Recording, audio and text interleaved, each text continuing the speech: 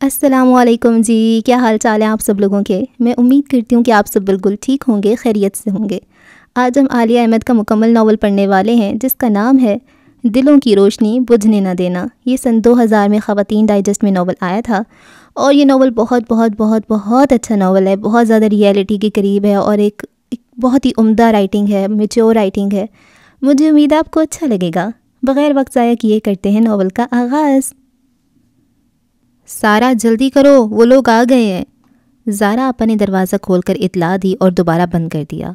سارا نے اپنے دراز ریشمی بال سلجھاتے ہوئے جلدی جلدی ہاتھ چلانے شروع کر دیے۔ بال سلجھا کر اس نے کھلے چھوڑ دیے، ہلکا سا پف کیا، لائٹ سے کلر کی لپسٹک اور آئی لائنر، بس یہی اس کی تیاری تھی۔ پنک کڑھائی والے کپڑوں میں اس کی سبھی رنگت کھلی پڑ رہی تھی۔ وہ ان لڑکیوں میں شمار ہوتی تھی جنہیں کسی قسم کے میک اپ کی ضرورت نہیں ہوتی۔ وہ پاؤں میں سیاہ پٹیوں والے جوتے اٹکاتے ہوئے باہر آ گئی۔ لاؤنج میں مائرہ ریموٹ پکڑے بیٹھی تھی، اسے دیکھ کر میں نے خیز انداز میں مسکرائی۔ بڑی تیاریاں ہیں جناب کی، چلو سارا میرے ساتھ آؤ۔ زارا آپا کچن سے برآمد ہو رہی تھیں۔ مائرہ 10 منٹ کے بعد چائے دم کر دینا، انہوں نے ڈرائنگ روم کا رخ کرتے ہوئے ہدایت کی۔ سارا دھڑکتے دل سے ان کی ہمراہی میں ڈرائنگ روم میں داخل ہوئی، جھکی نظروں سے سلام کیا، جس کا جواب بڑی پاٹ دار آواز میں ملا۔ یہ لڑکے کے والد صاحب تھے۔ آؤ بیٹی، ادھر آؤ، پاس بیٹھو۔ شفیق لہجے اور دھیمی آواز والی یہ گوری چٹی خاتون ان کی بیگم تھی۔ سارا ان کے قریب بیٹھ گئی، ہاتھ میں تھاما جوس کا گلاس سائڈ ٹیبل پہ رکھ کر وہ اس کی طرف متوجہ ہوئی۔ ماشاءاللہ، بہت پیاری بچی ہے آپ کی۔ وہ بات تو سارا کی امی سے کر رہی تھیں اور گہری نگاہیں اس کے چہرے پر تھیں۔ بس جی، اللہ بیٹیوں کی قسمت اچھی کرے۔ امی بردباری سے گویا ہوئیں۔ بھائی جان لڑکے کے والد سے باتیں کر رہے تھے۔ بیگم یعقوب کے برابر میں ان کی بیٹی تھی جو اب سارا سے وہی روایتی قسم کا انٹرویو کر رہی تھی جس سے سارا کو بے حد چڑ تھی، لیکن ہائے مجبوری، وہ مسکرا کر اس کے سوالات کے جواب دے رہی تھی۔ دونوں ماں بیٹی کی نظریں مسلسل اس کے چہرے کا طواف کر رہی تھیں۔ اس نے پہلو بدلا تو امی اس کی الجھن کو بھانپ گئیں۔ چلے سارا بیٹے، آپ چائے لے آئیں۔ انہوں نے اسے اٹھنے کا بہانہ فراہم کر ہی دیا۔ وہ شکر کا کلمہ پڑھتی ہوئی باہر آ گئی۔ مائرہ چائے دم کر رہی تھی، ٹرالی سیٹ تھی، اس نے اوون سے کباب نکال کر ٹرالی پہ رکھے۔ چلیں جی، اب آپ ٹرالی لے جائیں اور اپنی متوقع ساس کو اپنے سگڑاپے کا عملی ثبوت پیش کریں۔ اترا کر بتائیے گا، آنٹی یہ کباب میں نے بنائے ہیں، یہ کیک میں نے بیک کیا ہے، رس ملائی بھی انہی ہاتھوں کا کمال ہے، اور پزا بنانے میں تو میں ماسٹر ہوں۔ مائرہ ہنس رہی تھی۔ ہاں تو مجھے یہ سب چیزیں بنانا آتی ہیں، کیا ہوا جو آج یہ بازار سے آئی ہیں، اور یہ ٹرالی خود ہی لے جاؤ، میں اب نہیں جاؤں گی۔ سارا کے دلکش چہرے پر اکتاہٹ صاف پڑی جا رہی تھی۔ ارے واہ، کیسے نہیں جاؤ گی؟ تمہیں معلوم نہیں ہے کہ شوہر کے علاوہ ساس کے دل کا رستہ بھی میدے سے ہو کر جاتا ہے؟ انہیں اچھی طرح یہ سب ٹھونساؤ تاکہ ان کے دل میں تمہارے لیے سافٹ کارنر بنے۔ مائرہ کا لہجہ شرارتی تھا، وہ ویسے بھی ہر دم ہنسنے ہنسانے والی لڑکی تھی، جبکہ سارا سنجیدہ مزاج کی مالک تھی۔ اچھا پلیز یہ ٹرالی تو تم لے جاؤ اور سرو کر دو، بعد میں آ جاؤں گی، زہر لگتا ہے ٹرالی گھسیٹتے ہوئے جانا۔ سارا منت بھرے انداز میں کہہ رہی تھی۔ مائرہ نے خلاف معمول بڑی شرافت سے ٹرالی تھام لی۔ بعد میں زارا آپا اصرار کر کے سارا کو دوبارہ ڈرائنگ روم میں لے گئیں۔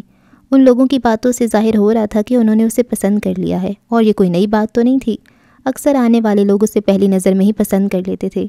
وہ تھی ایسی کہ اسے ریجیکٹ کرنا مشکل تھا، لیکن پتہ نہیں کیوں بعد میں بات نہیں بنتی تھی۔ کبھی لڑکے والوں کا لالچی پن پہلی دفعہ میں ہی ظاہر ہو جاتا، کبھی بھائی جان کو لوگ سلجھے بھی نہ لگتے، کہیں فیملی بہت بڑی ہوتی، کہیں پر لڑکے کی اچھی جاب نہ ہوتی، کہیں لڑکا اچھا نہ ہوتا، اور ایک دفعہ تو ایسا ہوا کہ بہت ڈیسنٹ اور مختصر فیملی تھی۔ وہ لوگ 2 دفعہ آئے، لڑکا ڈاکٹر تھا، رشتے کرانے والی آنٹی نے ان کی بہت تعریف کی تھی، تصویر میں لڑکا بے حد وجیح لگ رہا تھا، لیکن جب اس سے بالمشافہ ملاقات ہوئی تو سب کی امیدوں پر اوس پڑ گئی۔ لڑکا شکل کا واقعی بہت اچھا تھا، شائستہ اور مہذب تھا، لیکن اس قدر موٹا، اف توبہ، یہ سب لوگ حیران رہ گئے تھے۔ بھابھی اور مائرہ نے بڑی مشکل سے ہنسی ضبط کی تھی۔ گھر آ کر مائرہ نے سارا کے سامنے ایسی نقشہ کشی کی تھی کہ سدا کی سنجیدہ مزاج سارا بھی کھلکھلا اٹھی تھی۔ رضوان صاحب کے 4 بچے تھے، سب سے بڑی زارا آپا جن کی شادی کو 10 سال ہو چکے تھے۔ ان کے بعد شعیب بھائی جان تھے، ان کی شادی 2 سال قبل انجام پائی تھی۔ بھابھی اچھی تھیں، امی ان سے بہت خوش تھیں۔ ان کے بعد سارا کا نمبر تھا جس نے کچھ عرصہ قبل BA کیا تھا۔ وہ فطرتاً سنجیدہ مزاج اور سگھڑ تھی، پڑھائی سے زیادہ اسے گھریلو کاموں میں دلچسپی تھی۔ وہ گھر کو سجا سنورا کر اور نت نئی ڈشز بنا کر خوش ہوتی تھی، جبکہ اس سے چھوٹی نٹ کھٹ سی مائرہ کو گھر کے کام کاج سے کوئی شغم نہ تھا۔ وہ اپنی دوستوں سے ملنے ملانے، ہلا گلا کرنے اور نت نئی شرارتوں میں مگن رہتی تھی۔ رضوان صاحب گزشتہ 18-20 سال سے دبئی میں ہوتے تھے۔ وہاں ان کی بہت اچھی جاب تھی۔ امی کبھی کبھار وہاں کا چکر لگا لیتی تھیں۔ ویسے تو وہ خود بھی ہر 6 ماہ کے بعد پاکستان آتے رہتے تھے۔ شعیب ڈاکٹر تھے، گورنمنٹ جاب کے ساتھ ساتھ آج کل اپنا کلینک بھی اسٹیبلش کر رہے تھے۔ سارا کی BA کرنے کے بعد اب امی چاہ رہی تھیں کہ وہ جلد از جلد اپنے گھر کی ہو جائے۔ اس کی شادی کے بعد ان کا پروگرام تھا کہ ماہرہ کو لے کر کچھ عرصے کے لیے دبئی ہو آئیں اور حج کا فریضہ بھی انجام دے لیں۔ پیچھے بھابھی موجود تھیں گھر سنبھالنے کو۔ سارا امی سے بہت اٹیچ تھی، وہ آج تک ان کے بغیر کہیں نہیں رہی تھی۔ ماہرہ تو ادھر ادھر ننہال ددھیال میں کئی دن مزے سے رہ لیتی تھی، لیکن سارا اس بات کا تصور بھی نہیں کر سکتی تھی۔ ایک دفعہ ماہرہ کے اکسانے پر اس نے بڑے شوق سے بڑے ماموں کے ہاں رہنے کا پروگرام بنایا تھا۔ امی ان کے ساتھ گئیں اور جب رات کو واپس آنے لگیں تو سارا کا دل گھبرانے لگا اور وہ سب کے روکنے کے باوجود بیگ اٹھائے امی کے ساتھ ہی واپس چلی آئی۔ اس کی کزنز اور خود ماہرہ نے کتنا مذاق بنایا تھا اس کا، لیکن پتہ نہیں کیا بات تھی کہ بزدل اور چھوٹے سے دل کی مالک سارا امی کے بغیر رہنے کا تصور بھی نہیں کر سکتی تھی۔ وہ تو شادی کا سوچتی تھی تو اسے ہول اٹھتے تھے کہ انجان و اجنبی لوگوں میں وہ کیسے رہے گی جہاں امی بھی نہیں ہوں گی۔ آپا اسے اکثر سمجھاتی رہتی تھیں، لیکن وہ فی الحال اس کا ذہن بدلنے میں ناکام تھیں۔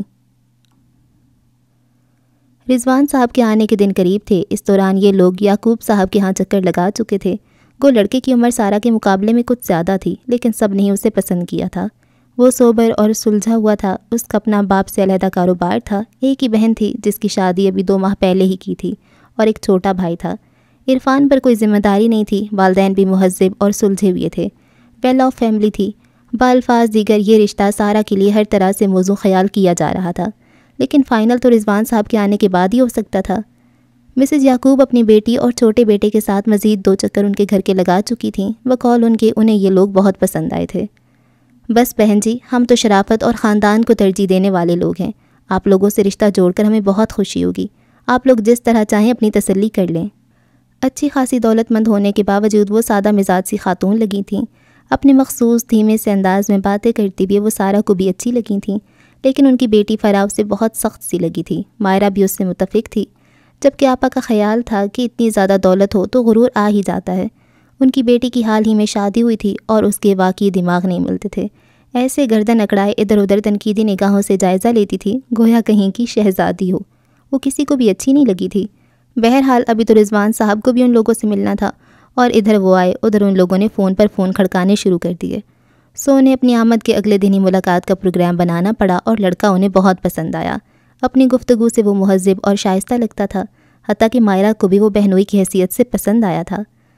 سارا، اگرچہ تمہاری اور اس کی عمر میں کافی فرق ہے، کم از کم 10 سال کا، لیکن بہت ڈیسنٹ اور ویل مینرڈ ہے، تمہارے ساتھ اچھا لگے گا۔ تمہیں تو ویسے بھی آج کل کے چچورے لڑکے اچھے نہیں لگتے، تو سمجھو کہ خدا نے تمہاری پسند کا بندہ بھیج دیا ہے۔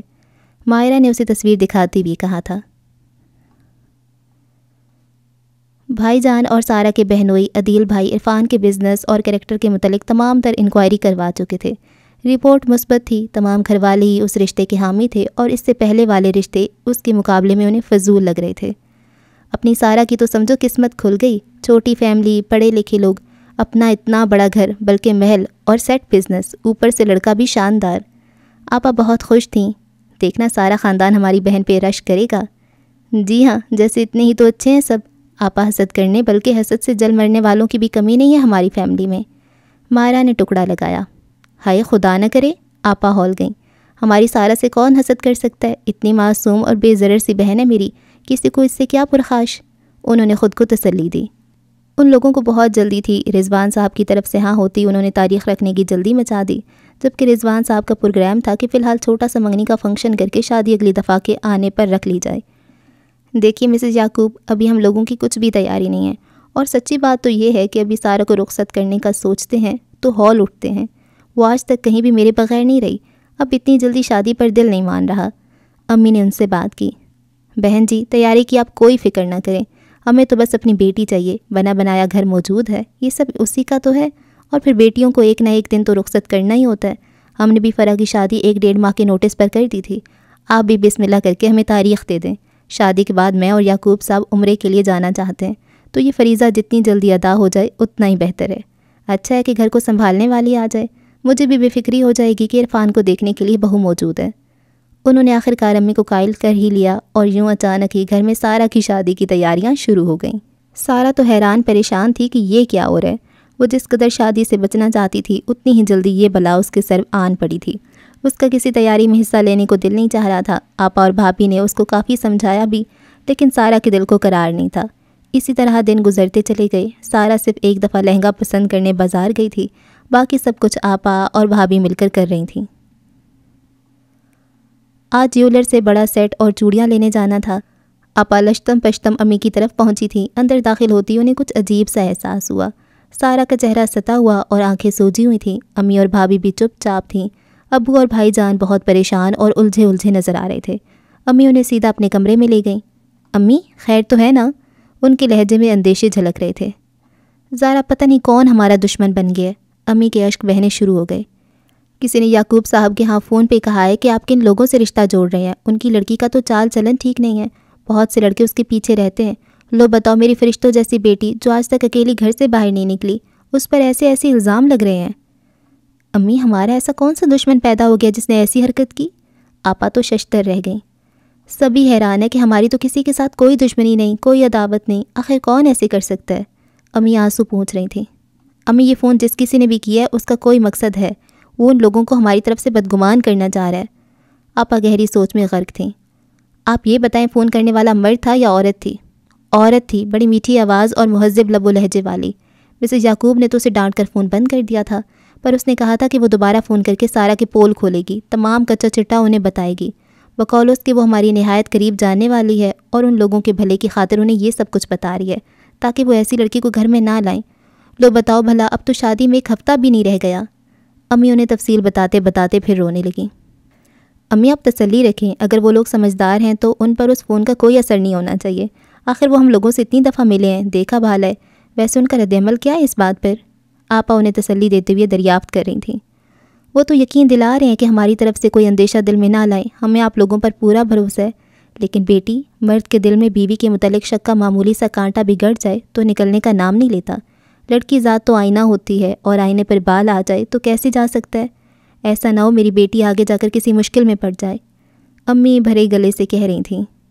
فکر نہیں کریں آپ، آخر شادی کے بعد ہماری سارا ان کے ساتھ رہے گی تو انہیں پتہ چل ہی جائے گا کہ وہ کس نیچر کی ہے۔ ویسے بھی شوہر سے بہتر ایک عورت کو اور کون جان سکتا ہے۔ آپ خدا پر بھروسہ رکھیں اور چلیں میرے ساتھ جیولری لینی ہے۔ تم ربیہ کو لے جاؤ، میرا دل نہیں چاہ رہا۔ امی منہ سر لپیٹ کر پڑ گئیں۔ آپا نے کچھ بولنے کی کوشش کی، پھر خاموشی سے باہر نکل گئیں۔ وہ جان گئی تھیں کہ اس وقت امی کے لیے تسلی دلاسے کے تمام الفاظ بے معنی ثابت ہوں گے۔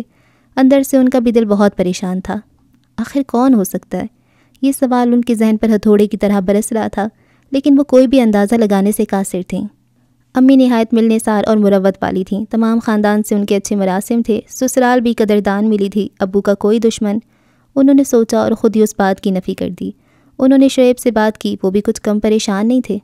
آپا ہمارے ملنے والوں میں کوئی بھی ایسا نہیں ہے، انہوں نے پرزور انداز میں کہا۔ یہ کوئی فسادی عورت ہے، آپ ذرا اپنے ارد گرد ادھر ادھر نظر دوڑائیں، شاید کچھ سمجھ میں آ جائے۔ ابھی تو کچھ سمجھ میں نہیں آ رہا کہ یہ کس کی کارستانی ہے۔ میرا تو سوچ سوچ کر سر دکھنے لگ گیا۔ آپا نے دونوں ہاتھوں سے اپنی کنپٹیاں دبائیں۔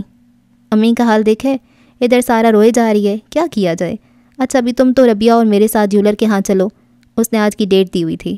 انہیں اچانک یاد آیا، اوف ابھی اتنے کام رہتے ہیں اور ایک نیا قصہ سامنے آ گیا ہے۔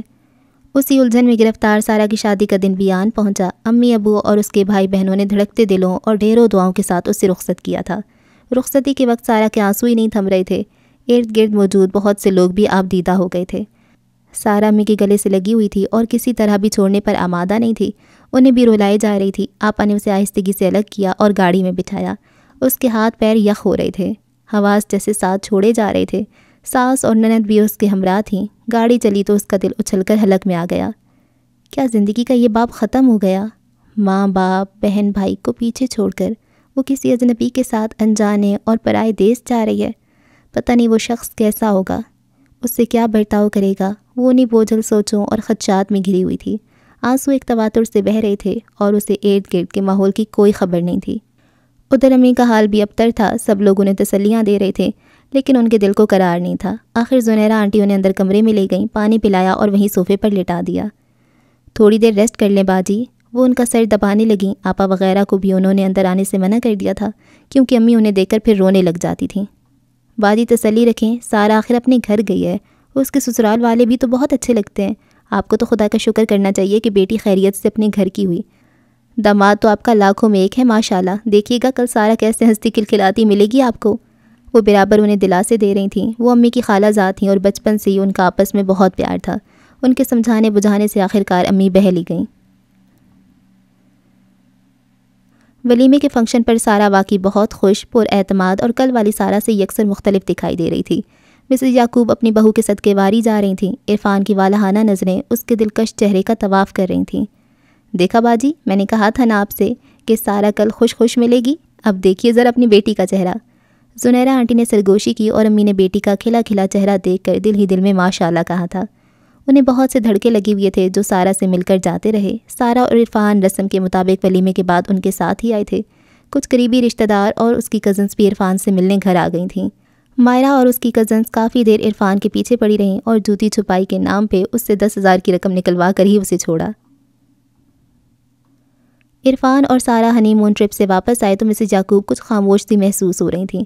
ان کے رویے میں وہ محبت اور گرم جوشی مفقود تھی جس کی سارا عادی ہو گئی تھی۔ وہ بڑے سرد انداز میں اس سے ملیں۔ عرفان نے ماں کا بدلا ہوا مزاج ایک نظر میں ہی بھانپ لیا تھا۔ وہ ان کے موڈ کو ٹھیک کرنے کے لیے سفر کی چھوٹی چھوٹی باتیں سنانے لگا، لیکن ان کا دھیان ادھر نہیں تھا۔ تم لوگ سفر سے آئے ہو، جاؤ کچھ دیر آرام کر لو، وہ یہ کہتی ہوئے خود ہی اٹھ کے چلی گئیں۔ عرفان نے کچھ نہ سمجھتے ہوئے شانے اچکا دیے۔ رات کے کھانے کے بعد وہ سب کے تحائف لے کر لاؤنج میں آئے۔ امی یہ شال آپ کے لیے۔ سارا نے ساس کی گود میں نفیس کشیدہ کاری والی براؤن شال رکھی جو انہوں نے بے اعتنائی سے ایک طرف ڈال دی۔ سارا کو محسوس تو بہت ہوا، لیکن خاموشی سے یعقوب صاحب اور سبحان کو ان کے تحائف نکال کر دینے لگی۔ انہوں نے خوش ہو کے لیے اور اس کا شکریہ بھی ادا کیا۔ امی یہ سوٹ میں نے فرح کے لیے لیا ہے۔ سارا نے انہیں بلیک کلر کا شیشوں کے کام والا خوبصورت سوٹ نکال کر دکھایا۔ اچھا ہے، فرح تو کالا رنگ پہنتی ہی نہیں۔ ان کا انداز ہنوز پہلے جیسا تھا۔ سارا کا چہرہ پھیکا پڑ گیا، لیکن خوش دلی سے بولی، چلے ہم فرح کو یہاں سے اس کی پسند کا کلر لے دیں گے۔ عرفان ماں کا دھیان بٹانے کو ان سے فرح کا حال چال دریافت کر رہا تھا۔ ہاں بس ٹھیک ہی ہے فرح، ساس صاحبہ سارا دن گدھوں کی طرح کام لیتی ہیں اس سے، اتنی توفیق نہیں ہوئی کہ کچن میں ایک ملازمہ کا ہی بندوبست کر دیں، اوپر سے ہر وقت کی مہمانداری۔ بیاہی بیٹیاں ہر دوسرے دن دوڑی چلی آتی ہیں، خود میری بیٹی میکے آنے کا نام لے تو منہ بن جاتے ہیں ان لوگوں کے۔ مسز یعقوب تو گویا بھری بیٹھی تھیں۔ ابھی شادی کو عرصہ ہی کتنا ہوا ہے اور وہ لوگ اس حد تک آ گئے ہیں، ویسے دیکھنے میں آنٹی کتنی اچھی لگتی ہیں۔ عرفان حیرت زدہ تھا۔ آپ بلائیں تو صحیح کل فرح کو، میں خود اس سے بات کروں گا۔ وہ ماں کی موڈ کی خرابی کی وجہ اسی بات کو گردان رہا تھا۔ اگلے دن اتفاقاً ہی صبح فرح آ گئی۔ عرفان کو آج سے شو روم پر جانا تھا، بقول اس کے اب اس کی مزید غیر حاضری نقصان دہ تھی۔ ادھر وہ اور یعقوب صاحب نکلے، ادھر فرح کی سواری بعد بہاری تشریف لے آئی۔ سارا اور مسز یعقوب ابھی ناشتے کی ٹیبل پر ہی تھیں۔ سبحان کالج جا چکا تھا۔ مسز یعقوب کا موڈ ابھی تک بحال نہیں ہوا تھا، بیٹی کو دیکھتے ہی کھل اٹھی۔ امی رات سے آپ بہت یاد آ رہی تھیں، آج ساتھ کا موڈ اچھا تھا تو میں نے کہا کہ مجھے امی کی طرف چھوڑ دیں، فوراً مان گئے۔ فرح ان سے لپٹی ہوئی کہہ رہی تھی، میں تو خود اپنی بیٹی کو کل سے یاد کر رہی تھی، پر یہ ساتھ اندر کیوں نہیں آیا، باہر سے ہی چلا گیا۔ انہیں فکر ہوئی، اوہو امی وہ جلدی میں تھے، شام کو آئیں گے، ابھی تو مجھے ناشتہ چاہیے گرما گرم۔ سچ امی آپ کے ہاتھ کے پراٹھے بہت یاد آتے ہیں، میں اپنی بیٹی کے لیے خود بناتی ہوں۔ وہ نہال ہو کر کچن میں چلی گئیں۔ اور بھابھی آپ کیسی ہیں؟ فرح نے کرسی گھسیٹ کر بیٹھتے ہوئے جیسے فرض نبھایا تھا، بے حد لیا دیا سا انداز تھا اس کا۔ سارا نے کوشش کی کہ اس سے باتیں کرنے کی، لیکن ایک تو وہ خود کم آمیز تھی، دوسرے جب اگلا بندہ ہوں ہاں کے سوا کچھ نہ بولے تو کتنی دیر گفتگو ہو سکتی ہے۔ اخلاقاً وہ وہیں بیٹھی رہی۔ ناشتے کے فوراً بعد فرح اٹھ کھڑی ہوئی، چلے امی آپ کے کمرے میں چلتے ہیں، میرا جی لیٹنے کو چاہ رہا ہے۔ اسے ساتھ آنے کی دعوت دیے بغیر دونوں ماں بیٹی بیڈ روم میں چلی گئیں۔ وہ حیران سی بیٹھی رہ گئی، آخر ہمارے جانے کے بعد یہاں کیا ہوا ہے جو ان لوگوں کے مزاج ہی نہیں مل رہے؟ مانا کہ فرح شروع سے ہی مغرور لگتی تھی، لیکن ایسی بھی نہیں تھی۔ ابھی اس کی شادی کو مہینہ بھی نہیں ہوا تھا اور ساس نند کے رویے میں فرق آ گیا تھا۔ ہنی مون پر جانے سے پہلے تو سب کچھ ٹھیک ٹھاک تھا۔ مسز یعقوب بہت خوش تھیں، بہو کے ڈھیروں چاؤ دکھا رہی تھیں۔ اس کی طرف کی دعوتوں میں خوشی خوشی شرکت کی تھی انہوں نے، پر کل سے ان کا جو رویہ تھا وہ سارا کی سمجھ سے بالاتر تھا۔ رات کو عرفان نے اسے ماں کے رویے کی معذرت کی تھی اور اسے فرح کی طرف سے ٹینشن خیال کیا تھا، لیکن فرح تو بالکل ٹھیک ٹھاک ہنستی مسکراتی آئی تھی۔ وہ الجھی سی وہاں سے اٹھ کر کمرے میں آ گئی۔ اس کا دل امی کے لیے اداس ہو رہا تھا، کتنے دن ہو گئے تھے ان سے ملے ہوئے۔ رات کو ان سے فون پر بات ہوئی تھی، لیکن وہ ان سے ملنا چاہتی تھی، ان کے سینے سے لگ کر ان کے مشفق وجود کی خوشبو محسوس کرنا چاہتی تھی۔ ان کا پروگرام تھا آج جانے کا، لیکن آج تو فرح کے آنے کی وجہ سے مشکل تھا۔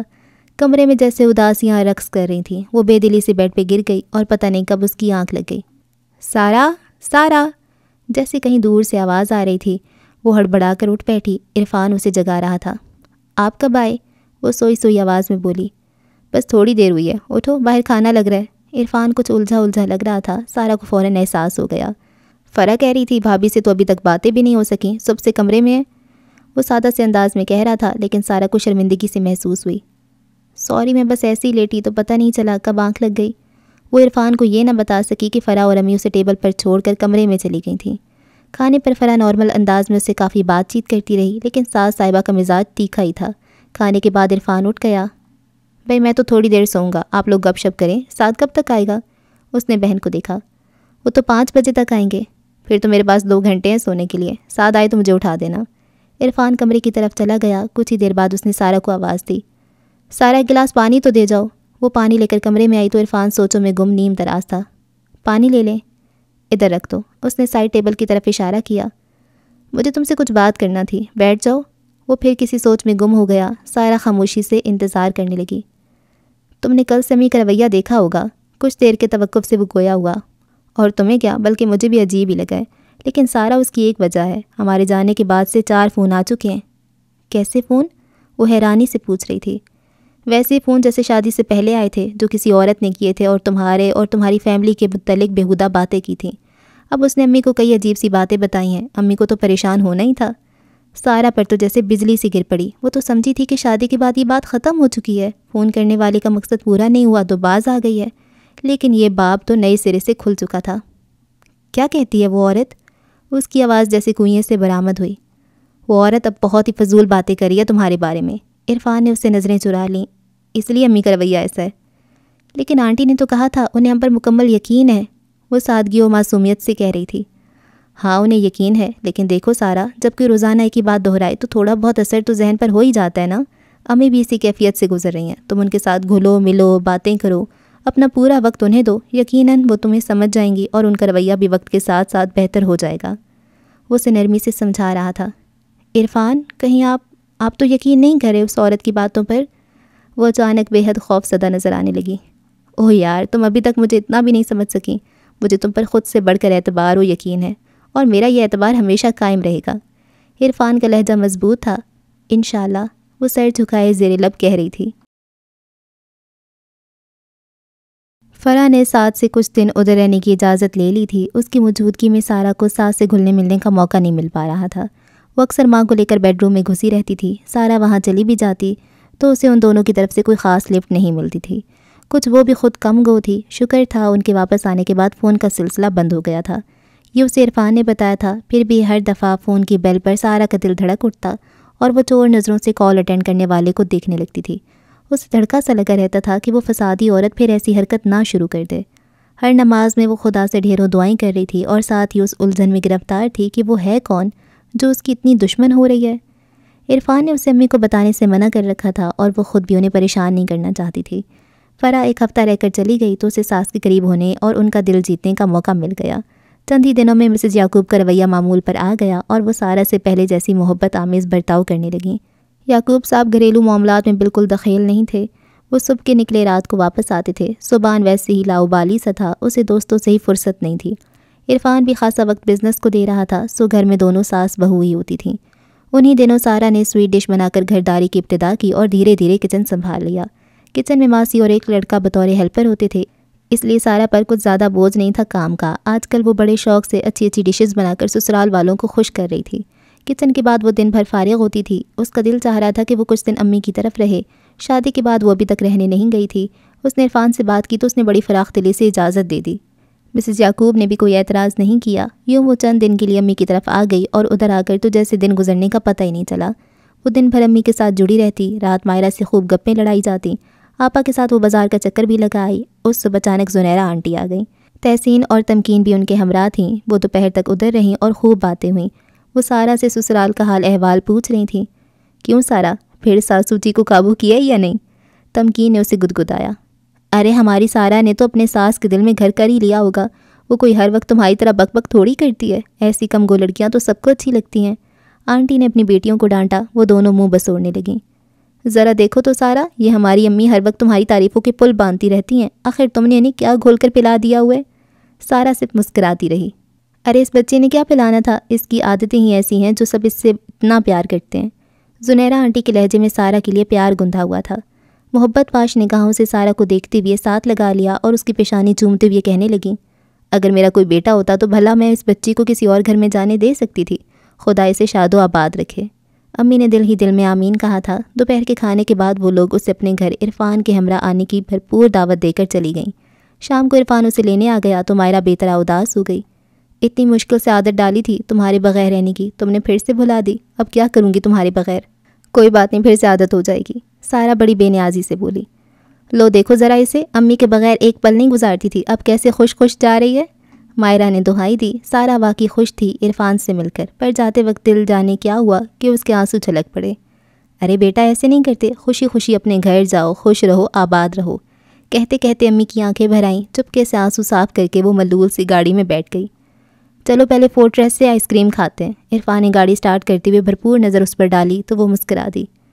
پولکا پارلر میں سکون سے بیٹھ کر اس نے وہ بات چھیڑی جو سارہ اپنے ذہن کی سلیٹ سے مٹا دینا چاہتی تھی، جو اس نے امی اور بہنوں تک سے چھپائی تھی۔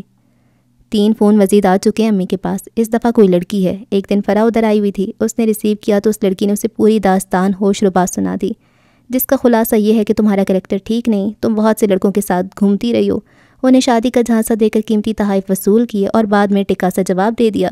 تمہاری امی تعویذ گنڈے بھی کرواتی ہیں، اپنے بڑے داماد کو بھی تعویذوں کے ذریعے کاٹ کا الو بنا کر رکھا ہوا ہے۔ وہ کہتی ہے کہ اب میرے ساتھ بھی یہی ہوگا، یہ لوگ میرے گھر والوں اور مجھ پر تعویذ کروائیں گے، ابھی بھی وقت ہے، ہم لوگ بچ جائیں۔ وہ بولتا چلا گیا۔ سارہ پتھر کی بت کی مانند ساکت و جامد تھی۔ سارہ مجھے ان باتوں پر کوئی یقین نہیں ہے، لیکن ان متواتر آنے والی کالز نے امی کو سوچنے پر مجبور کر دیا۔ ابو تو ان بعد میں آنے والی کالز کے متعلق کچھ نہیں جانتے۔ امی نے ہوا نہیں لگنے دی۔ فرا کو بھی ہم نے سختی سے منع کر دیا کہ ساتھ سے بھول کر بھی ذکر نہیں کرنا، اپنی بےزتی ہوگی۔ سارہ نے تڑپ کر اس کی شکل دیکھی۔ ٹیک اٹ ایزی سارہ، یہ بات ٹھنڈے دل سے سوچنے کی ہے، کچھ غور کرو، آخر یہ عورت کون ہو سکتی ہے؟ کیا تم لوگوں کی کسی سے کوئی دشمنی ہے جو کوئی اس طرح بدلہ لے رہا ہے؟ امی الگ ٹینشن میں ہے کہ ہم تو اتنے ارمانوں سے بہو لے کر آئے تھے، یہ کون ہمارے گھر میں آگ لگا رہے؟ کیا تمہارے علم میں ایسی کوئی عورت ہے جو یہ حرکت کر سکتی ہے؟ عرفان کا لہجہ دھیما تھا۔ سارہ نے کوئی جواب نہیں دیا، اس کی نظریں سامنے رکھے آئس کریم کے پیالے پر مرکوز تھیں۔ آئس کریم پگھل رہی تھی، سارہ کی آنکھوں سے قطرہ قطرہ آنسو ٹپکنے لگے۔ سارہ جان پلیز ایسے مت کرو، ہم پبلک پلیس میں بیٹھے ہیں۔ عرفان اس کی شکل دیکھ کر بکھلا گیا۔ ریلیکس ڈیئر، میں نے یہ سب تمہیں اس لیے نہیں بتایا کہ تم اس طرح رو کر مجھے تکلیف پہنچاؤ۔ اچھا چھوڑو اس قصے کو، پلیز چہرہ صاف کرو، میں اور آئس کریم منگواتا ہوں۔ سارہ نے بمشکل نفی میں گردن ہلائی۔ امی تو پھر ناراض ہوں گی مجھ سے، اس نے روندھے گلے سے کہا۔ میں ان کا سامنا کیسے کروں گی؟ سارہ میں تمہیں کبھی ان کالز کے متعلق نہ بتاتا، لیکن میں چاہتا ہوں کہ ایک تو تم اچھی طرح غور و خوض کر کے اپنے اس نادیدہ دشمن کا پتہ چلاؤ، دوسرے اپنے دل کو تھوڑا مضبوط کر لو۔ امی کا موڈ واقعی اچھا نہیں ہے، تمہیں حوصلے سے کام لیتے ہوئے صورتحال کو سنبھالنا ہوگا، میں تمہارے ساتھ ہوں۔ عرفان ہماری تو کسی سے بھی ایسی دشمنی نہیں ہے جو کوئی اس حد تک آ جائے، بلکہ ہمارا تو کوئی دشمن ہے ہی نہیں، کم از کم میں تو اس بارے میں کوئی اندازہ نہیں لگا سکتی۔ تو پھر مجھے آنٹی سے بات کرنا ہوگی، شاید انہیں کچھ اندازہ ہو سکتا ہے تمہارے رشتہ داروں میں سے کوئی ہو جسے کبھی تم لوگوں سے کوئی تکلیف پہنچی ہو۔ اس مسئلے کو جڑ سے اکھاڑنے کے لیے اس عورت کا سراغ لگانا بے حد ضروری ہے، عرفان سوچتے ہوئے کہہ رہا تھا۔ لیکن عرفان امی تو بہت پریشان ہو جائیں گی، آپ اندازہ نہیں کر سکتے کہ پہلی دفعہ فون کا پتہ چلنے پر ان کی کیا حالت ہوئی تھی۔ وہ تو پہلے ہی ہارٹ پیشنٹ ہے، میں انہیں کس طرح ان تکلیف دہ باتوں سے آگاہ کر سکتی ہوں؟ وہ بے بسی سے بولی۔ فون پی سی او سے کیے جاتے ہیں، اس لیے اس کا پتہ چلانا مشکل ہے۔ بہرحال تم پریشان نہ ہو، یہ کام اب میری ذمہ داری ہے، بس ذرا امی کو آرام کرنے کی کوشش کرو۔ اور سارہ نے سر ہلا دیا۔ اب تو ہوتا ہے ہر قدم پہ گمان، ہم پہ کیسا قدم اٹھانے لگے، اپنی قسمت سے ہے مفر کس کو، تیر پر اڑ کر خود نشانے لگے۔ مسز یعقوب کا رویہ اس دفعہ پہلے سے زیادہ خراب تھا، بس رسمی سی سلام دعا کے بعد انہوں نے اس سے کوئی بات نہیں کی۔ سارہ کے بیڈ روم سے فون غائب ہو چکا تھا۔ آنے کے اگلے دن اس نے لاؤنج میں پڑے سیٹ سے امی سے بات کرنا چاہی تو انہوں نے اسے ڈانٹ دیا۔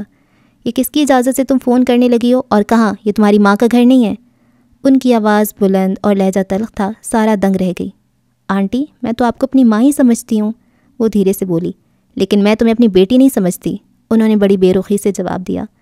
اب فون کا پیچھا چھوڑو اور کچن کی خبر لو، کب سے ناشتے کے برتن سنک میں پڑے ہیں، آج سے ماسی نذیرہ اور جمیل نہیں آئیں گے، کچن اب تمہاری ڈیوٹی ہے۔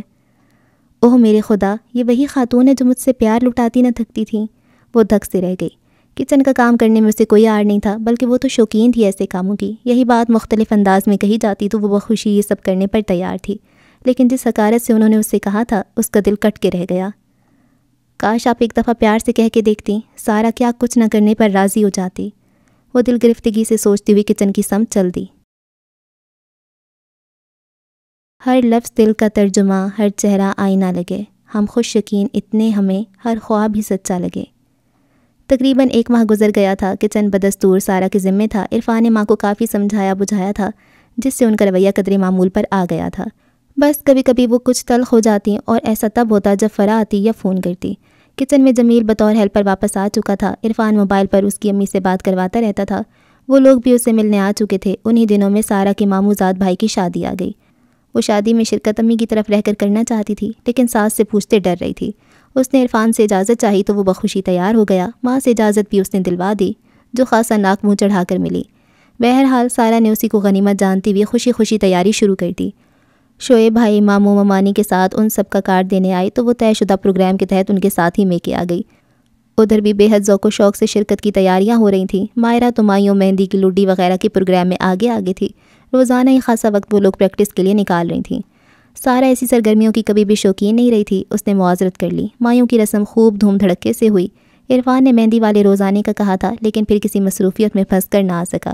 اس نے فون پر سارا کو آگاہ کر دیا تھا۔ اسے خوف تو بہت ہوئی، لیکن کیا کرتی، بزنس مین سے شادی کے بعد یہ کچھ تو ہونا ہی تھا۔ بارات والے روز سارا نے اپنی شادی کا سرخ لہنگا پہنا تھا اور پور سج سنور کر بالوں میں موتیے کے گجرے لگائے بے حد پرکشش لگ رہی تھی۔ اب اسے شدت سے عرفان اور باقی سب کا انتظار تھا۔ اس نے 2 دفعہ موبائل پر رابطہ کرنے کی کوشش کی، لیکن شاید وہ آف تھا۔ گھر کے دونوں نمبروں پر باری باری ری ڈائل کیا، لیکن بے سود، کوئی اٹینڈ نہیں کر رہا تھا۔ مارے کوفت کے اس کا برا حال ہو گیا۔ صحرا بندی کی رسم اختتام پذیر تھی اور بارات کے روانہ ہونے میں زیادہ دیر نہیں تھی۔ اب تو امی سمیت سبھی کو تشویش ہونے لگی تھی کہ آخر ابھی تک کیوں نہیں آئے سارا کے سسرال والے۔ امی نے مسز یعقوب کو فون پر بے حد تاکید کی تھی اور انہوں نے بھی آنے کی حامی بھری تھی۔ اب نہ تو ان سے کوئی رابطہ ہو رہا تھا اور نہ ہی ان کے انتظار میں بارات کو مزید لیٹ کیا جا سکتا تھا۔ پھر بھی آدھ گھنٹہ تک ماموں نے ان کا انتظار کیا، لیکن بے سود۔ سارا کو دل ہی دل میں ڈھیر و وہم آ رہے تھے۔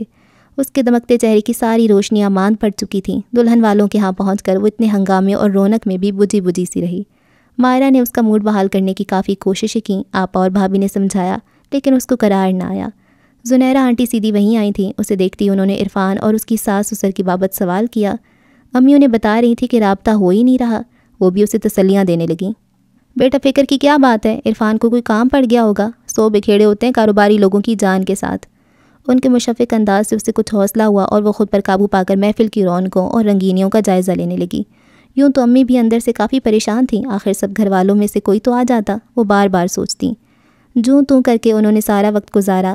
گھر واپس آ کر سارا نے عرفان کے موبائل پر ٹرائی کیا تو نمبر مل گیا۔ آپ آئے کیوں نہیں؟ سب نے اتنا انتظار کیا، مجھے اس قدر فکر لگی ہوئی تھی، خیریت تو ہے نا؟ عرفان کی ہیلو سنتی وہ بغیر سلام دعا کے تیز تیز بولتی چلی گئی۔ ہاں ہوں، سب خیریت ہی ہے، وہ معمول کے مطابق ہی بول رہا تھا۔ تو پھر آئے کیوں نہیں؟ فون بھی نہیں کیا، پتہ ہے میں کتنی پریشان ہو رہی ہوں، وہ گلہ کرنے لگی۔ بس امی کی طبیعت ٹھیک نہیں تھی، ابو کو صبح اچانک کراچی جانا پڑ گیا۔ صبح دوستوں میں نکلا ہوا تھا، فرح کو لے کر امی کے پاس چھوڑا، مجھے کہیں بہت ضروری پہنچنا تھا، بس پھر وہیں پر دیر ہو گئی، فون کرنے کا خیال ہی نہیں رہا۔ وہ تھکے تھکے انداز میں بول رہا تھا۔ کیا ہوا آنٹی کو، وہ ٹھیک تو ہیں اب؟ سارا نئے سرے سے پریشان ہو گئی۔ ان کا بی اچانک شوٹ کر گیا تھا، ٹینشن ہی اتنی۔ وہ بولتے بولتے چپ ہو گیا۔ بہرحال اب ان کی طبیعت کافی بہتر ہے، سو رہی ہیں، فرح وہیں پاس ہی بیٹھی ہے۔ تم سناؤ کیسا رہا فنکشن؟ اس نے بات بدل دی۔ خوب انجوائے کیا ہوگا؟ بالکل مزہ نہیں آیا، وہ بسور کر بولی۔ کیوں یار؟ آپ جو نہیں آئے میں بہت اداس تھی، وہ سادگی و معصومیت سے بولی تھی۔ اے عدم احتیاط لوگوں سے لوگ منکر نکیر ہوتے ہیں۔ ولیمے پر عرفان آ گیا تھا، بقول اس کی امی کی طبیعت پوری طرح بحال نہیں ہوئی تھی۔ تقریب ختم ہوئی تو سارا ساتھ جانے کو تیار تھی۔ میرا خیال ہے تم کچھ دن اور رہ لو، وہ اس سے نظریں چرا رہا تھا۔ لیکن عرفان، امی کی طبیعت ٹھیک نہیں ہے، مجھے چلنا چاہیے۔ کوئی بات نہیں، فرح ہے نا ان کے پاس، تم رہ لو کچھ روز، میں اسلام آباد جا رہا ہوں، واپسی پر تمہیں لے جاؤں گا، امی سے کہہ دیا تھا میں نے۔ وہ بڑے لائٹ سے انداز میں بولا۔ سارا کو اور کیا چاہیے تھا، اس نے اگلے 5 روز بے حد سکون سے میکے میں گزارے۔ اس کی سسرال کے دونوں فون شاید بند پڑے تھے، کئی دفعہ کوشش کرنے پر بھی ساس سے اس کی بات نہ ہو سکی، لیکن جب اسلام آباد سے واپسی پر عرفان اسے لینے آیا تو گھر پہنچ کر ایسا انکشاف ہوا کہ اس کا تمام سکون غارت ہو کر رہ گیا۔ بات ہی کچھ ایسی تھی۔ عرفان کے پاس 3 خطوط تھے۔ ایک خط اس کی ساس کے نام تھا کسی بے حد ہمدرد خاتون نے انہیں ان کی بہو کے کردار سے آگاہ کیا تھا کہ وہ باہر کیا کچھ کرتی رہی ہے۔ 3-4 لڑکوں سے اس کے تعلقات تھے جو اس سے شادی کرنا چاہتے تھے، لیکن عرفان کا رشتہ آنے پر سارہ نے سب کو ہری جھنڈی دکھا دی۔ دوسرا خط سارہ کے نام اس کے کسی عاشق کی طرف سے تھا۔ اس نے بڑی مظلومیت سے لکھا تھا کہ میں چند دن کے لیے ملک سے باہر گیا تھا اور تم نے پیچھے شادی رچا لی۔ مجھ سے کیے گئے وعدے کیا ہوئے؟ میں نے تو تمہیں ڈائمنڈ کی رنگ پہنا کر منگنی کی تھی، لیکن تم کس قدر بے وفا نکلی۔ میں بھی تمہارا پیچھا نہیں چھوڑوں گا۔ تیسرا خط عرفان کے نام اس لڑکے عامر کی طرف سے تھا کہ تمہاری بیوی نے تمہاری دولت ہتھیانے کے چکر میں یہ شادی کی ہے۔ اس کی ماں نے مجھ سے وعدہ کر رکھا تھا کہ لڑکی میری ہے، ڈھیروں قیمتی تحائف یہ مجھ سے بٹور چکی ہے، ابھی بھی وقت ہے، اسے چھوڑ دو وغیرہ وغیرہ۔ سارہ کی رنگت ہلدی کی مانند ہو رہی تھی۔ عرفان نے اس کا ہاتھ پکڑا تو وہ ٹھنڈا برف تھا۔ اس نے اسے آرام سے بیڈ پر لٹا دیا اور تسلی دینے کی کوشش کرنے لگا، لیکن وہ لڑکی ضبط کے مرحلوں سے گزرتے گزرتے بالآخر جیسے کانچ کی طرح ٹوٹ کر بکھر گئی تھی۔ اس بری طرح وہ روئی کہ عرفان کو سنبھالنا مشکل ہو گیا۔ اس کے آنسو تھمنے کا نام نہیں لے رہے تھے۔ بالآخر عرفان نے اسے خواب آور دوا زبردستی کھلا دی۔ تھوڑی ہی دیر میں اس کی آنکھیں بند ہو گئیں۔ اعصاب تو پہلے ہی جواب دے چکے تھے، سوتے میں بھی وہ گاہے بگاہے سسکیاں بھر رہی تھی۔ عرفان بند مٹھی ہونٹوں پر رکھے اسے دیکھے جا رہا تھا۔ اس کے چہرے پر آنسوؤں کے نشان واضح تھے۔ اس کے کملائے ہوئے زرد چہرے کو دیکھتے ہوئے عرفان کی آنکھوں میں سوچ کے گہرے عکس تھے۔ نہ اب مسکرانے کو جی چاہتا ہے، نہ آنسو بہانے کو جی چاہتا ہے، کوئی مصلحت روک دیتی ہے ورنہ پلٹنے زمانے کو جی چاہتا ہے۔ اگلے 1-1.5 ہفتے میں مزید 3 خطوط عرفان کو موصول ہو چکے تھے۔ مسز یعقوب نے سارہ سے بول چال قطعی بند کر رکھی تھی۔ ان کی نگاہوں میں اس کے لیے بے پناہ حقارت ہوتی تھی۔ وہ خاموشی سے تمام کام نپٹاتی رہتی۔ یعقوب صاحب تو ابھی تک معاملے سے ناواقف تھے۔ وہ زیادہ تر رات کو دیر سے ہی گھر آتے تھے، اس لیے انہیں ساس بہو کے تعلقات کی کشیدگی کا اندازہ شاید نہیں ہو سکا تھا۔ سبحان ویسے ہی اس قدر لاؤبالی تھا کہ اسے گھر کے بدلے ہوئے ماحول کا قطعی ادراک نہیں ہو سکا۔ سارہ کی صحت دنوں میں گر گئی تھی۔ اس کی گالوں کے گلاب مرجھا گئے تھے، آنکھوں میں چمکتے ستارے ماند پڑ گئے تھے۔ ساس نے اس کے میکے جانے، حتیٰ کہ عرفان کے ساتھ باہر جانے پر بھی پابندی لگا دی تھی، کیونکہ حالیہ ایک خط میں اس کے نام نہاد عاشق نے ذکر کیا تھا کہ جب تم اپنی ماں کے گھر سے سسرال آئیں تو میں نے تمہارا پیچھا کیا تھا، تمہارے شوہر کو شوٹ کرنے کا ارادہ تھا، مگر سوچا ایک موقع دے کر دیکھ لیا جائے، شاید تمہارے کردار سے آگاہ ہو کر وہ تمہیں چھوڑ ہی دے۔ تاریخ بالکل درست لکھی تھی اور سارہ دنگ رہ گئی تھی کہ کسی کو کیا پتا کہ وہ کس دن ادھر سے واپس آئی تھی۔ عرفان حتی الامکان سارہ کی دل جوئی کر رہا تھا، لیکن بے سود۔ مسز یعقوب کے اکھڑے اکھڑے رویے اور تلخ نوائی نے سارہ کی زندگی عذاب بنا رکھی تھی۔ وہ انڈائریکٹ کئی باتیں ایسی کہہ جاتی تھیں کہ اس کا کچھ کھا کر سو جانے کو دل چاہتا تھا۔ فرا آئی تو اس نے بھابھی کو سلام تک کرنے کی زحمت نہیں کی۔ سارہ نے خود ہی حال پوچھا تو بڑا روکھا سا جواب موصول ہوا۔ اس کی نگاہوں کی کاٹ سارہ کو جتا رہی تھی کہ وہ سب باتوں سے باخبر ہے۔ عرفان تھا کہ جیسے دونوں طرف سے پسا جا رہا تھا۔ ماں کے پاس بیٹھتا تو ان کی ہر بات گھوم پھر کر سارہ کے کردار پر آ جاتی۔ ان کا موقف تھا کہ خواہ مخواہ تو کوئی کسی کے پیچھے نہیں پڑ جاتا، کوئی بات ہوگی تو یہ سب کچھ ہو رہا ہے، کوئی فسادی ہوتا تو 1-2 کالز کے بعد پیچھے ہٹ جاتا۔ یہاں تو سلسلہ ختم ہونے کا نام ہی نہیں لے رہا۔ اب تو کسی مرد کے 2 فون بھی آ چکے تھے کہ سارہ کو بلا دیں، اس سے بات کرنی ہے، جس سے وہ مزید بدظن ہو چکی تھیں۔ وہ چاہتی تھیں کہ عرفان اسے میکے بھیج دے۔ عرفان نے انہیں سمجھا بجھا کر چپ رہنے پر مجبور کر رکھا تھا۔ سارہ کے پاس تو سوائے آنسوؤں کے کچھ نہیں تھا۔ آج کل وہ انجانے خدشوں اور وسوسوں کی طوفان میں گھری ہوئی تھی۔ بچ نکلنے کا کوئی راستہ اسے نظر نہیں آ رہا تھا۔ ایک دل چاہتا ماں کے گلے لگ کر دل کا سارا حال سنا دے، پھر سوچتی امی کا تو ایک کال سے بھی برا حال ہو گیا تھا، ساری کتھا سن کر کیا ہوگا، ابو ویسے ہی باہر تھے، آپا کو بتاؤں؟ وہ سوچتی شاید انہیں کچھ اندازہ ہو یا بھائی کو ہی یہ سب کچھ بتا دوں، کوئی تو بتائے گا کہ ایسا کون سا دشمن ہے ہمارا۔ اب تو اسے یوں لگتا جیسے عرفان کی آنکھوں میں بھی شک و شبے کی پرچھائیاں رقص کر رہی ہوں۔ معلوم نہیں یہ اس کا وہم ہی تھا شاید، اور وہ نادیدہ دشمن تھا کہ ہاتھ دھو کر اس کے گھر کے پیچھے پڑا ہوا تھا۔ ہر 3 دن کے بعد ایک خط آتا تھا، رجسٹرڈ، کبھی اس کے نام، کبھی اس کی ساس کے نام، کبھی عرفان کے نام، اور حالیہ خط میں تو یہ دھمکی بھی تھی کہ اگر اس نے عرفان سے طلاق نہ لی تو اس کے سارے کرتوت اس کے سسر کے نام خط میں لکھ دیے جائیں گے۔ سارہ کے سوچنے سمجھنے کی تمام صلاحیتیں گویا مفقود ہو کے رہ گئی تھیں۔ عرفان نے یہ خط اسے پڑھوایا تو وہ کچھ نہیں بولی تھی، خاموشی سے بستر تک گئی اور تکیے پہ اوندھ گئی۔ عرفان بھی اس دفعہ خاموش تھا، ایک لفظ تک نہیں بولا تھا، بس خاموشی سے اسے خط تھما دیا تھا، اور اس کی یہ خاموشی سارہ کو مزید ہولا رہی تھی۔ مسز یعقوب بھی یہ والا خط پڑھ کر چپ نہیں رہی تھیں، اور جو کچھ انہوں نے شدید غصے کے عالم میں کہا تھا وہ سارہ کے دل میں ترازو ہو گیا تھا۔ وہ ایسی ایسی باتیں کہہ گئی تھیں جو انہیں نہیں کہنا چاہیے تھی، اور وہ وسوسوں کے حصار میں مقید سب کچھ سننے پر مجبور تھی۔ ایک انجانا سا خطرہ، نامعلوم سا خوف دل کی دیواروں سے لپٹا ہمہ وقت اسے اذیت میں مبتلا رکھتا تھا۔ موسم زرد میں ایک دل کو بچاؤں کیسے، ایسی رت میں تو گھنے پیڑ بھی جھڑ جاتے ہیں۔ اس دن اچانک آپا اور بھابھی آ گئیں۔ سارہ انہیں دیکھ کر کھل اٹھی، کتنی دیر وہ آپا سے لپٹی رہی۔ کیسی ہے میری چاند؟ اتنے دن ہو گئے تمہاری کوئی خیر خبر ہی نہیں. امی بہت اداس ہے. فون ہی کر لیا کرو. کیا تمہارا فون خراب ہے؟ جب بھی کریں فوراً کٹ جاتا ہے. آپا اسے لپٹاتے ہوئے ایک سانس میں بولتی چلی گئیں. اور آنٹی آپ کیسی ہیں؟ آپ نے تو ہم لوگوں کو بھلا ہی دی ہے. آپا ابھی تک انہیں ابتدائی دنوں والی مشفق اور سویٹ آنٹی سمجھ رہی تھیں، لیکن کچھ ہی دیر میں وہ ان کے رویے نے آپا اور بھابھی کو باور کرا دیا کہ اب صرف وہ سارا کی ساس ہیں. سارا کا مرجھایا ہوا چہرہ اور بجھا بجھا سا انداز بھی بہت کچھ بتا رہا تھا. آپا اسے بہت سی باتیں پوچھنے کو بےتاب تھیں، لیکن مسز یعقوب نے انہیں ایک لمحے کے لیے بھی تنہا نہیں چھوڑا. ان کے سرد رویے سے بددل ہو کر وہ لوگ جلد ہی جانے کے لیے اٹھ کھڑی ہوئیں اور سارا کو ایسا لگا گویا قفس میں تازہ ہوا کا ایک جھونکا آیا تھا. ایک روزن کھلا تھا جو بند ہونے کو ہے. وہ چیخ چیخ کر انہیں سب کچھ بتانا چاہتی تھی، لیکن ساس کی گھورتی ہوئی تنبی نگاہیں اسے چپ رہنے پر مجبور کیے دے رہی تھیں. گیٹ تک وہ ان لوگوں کے ساتھ ساتھ ہی رہیں اور آپا کو سارا سے ایک لفظ بھی کہنے سننے کا موقع نہ مل سکا. البتہ جاتے ہوئے وہ اسے میکے آنے کی پرزور تاکید کر کے گئی تھیں. تم آس بندھانے والے تھے، اب تم بھی ہمیں ٹھکراؤ تو کیا. دنیا بھی وہی اور تم بھی وہی، پھر تم سے آس لگاؤ تو کیا. سارا چپ چاپ بستر پر پڑی تھی. جب امی زنیرہ آنٹی کے ساتھ اندر آئیں، آنٹی بے حد محبت سے ملیں. اس نے اٹھنا چاہا لیکن انہوں نے نہیں اٹھنے دیا. بیٹی جتنا آرام کرو گی اتنی ہی جلد صحتیاب ہو جاؤ گی. اللہ بہتر کرنے والا ہے، فکر کی کوئی ضرورت نہیں ہے. ان کے لہجے میں اس کے لیے محبت کھلی تھی. آمنہ، یہ تو مجھے تحسین تمکین سے بڑھ کر پیاری ہے. اتنی نیک سیرت فرشتوں جیسی ہماری بیٹی ہے اور اس کے ساتھ ایسا ہونا لکھا تھا. وہ امی سے مخاطب تھیں. امی نے جواباً ٹھنڈی آب بھر کے سر جھکا لیا. غالباً سارا کے پاس آنے سے پہلے ساری رودات سن چکی تھی. کافی دیر وہ اس کے پاس بیٹھی رہیں اور اسے ڈھیروں دعائیں اور تسلیاں دیتی ہوئی رخصت ہوئیں. ان کے جانے کے کچھ دیر بعد مائرہ اس کے لیے سوپ لے آئی. چلو اٹھو جلدی سے، گرما گرم سوپ حاضر ہے، میں نے خود بنایا ہے. بالکل دل نہیں چاہ رہا. سارا کا ذہن کہیں اور بھٹک رہا تھا. سارا پلیز، کیوں تم امی کو مزید پریشان کرتی ہو؟ اپنی صحت کا خیال کرو، بستر سے اٹھو. تمہیں ٹھیک دے کر ہی تو امی ٹھیک ہوں گی نا. اس کا انداز التجائیہ ہو گیا. سارا، امی کی خاطر ہی سنبھل جاؤ، ان کا بی پی نارمل ہونے کا نام نہیں لے رہا. اچھا رکھ دو، ابھی لیتی ہوں. سارا نے گہری سانس لے کر کہا. ٹھیک ہے، میں تمہیں بٹھا دیتی ہوں. مائرہ نے تکیوں کے سہارے اسے بٹھا دیا اور سوپ کا پیالہ اس کے ہاتھ میں تھما دیا. تم شروع کرو، میں ابھی آتی ہوں. وہ تیزی سے باہر نکل گئی.